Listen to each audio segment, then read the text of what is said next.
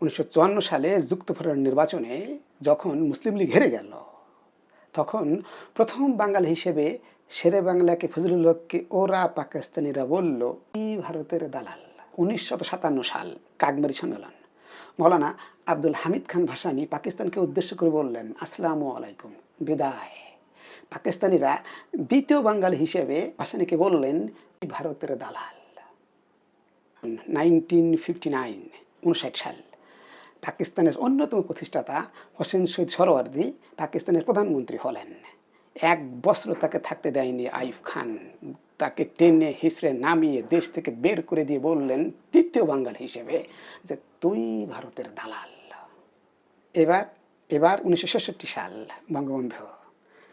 বঙ্গবন্ধুকে শুধু দালাল বলা হয়নি, সাথে বলা হয়েছে তুই বিচ্ছিন্নতাবাদী। কেন? Because of the de facto self-rule, the political blueprint.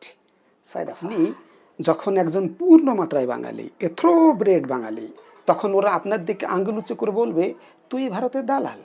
Don't worry about this, I guarantee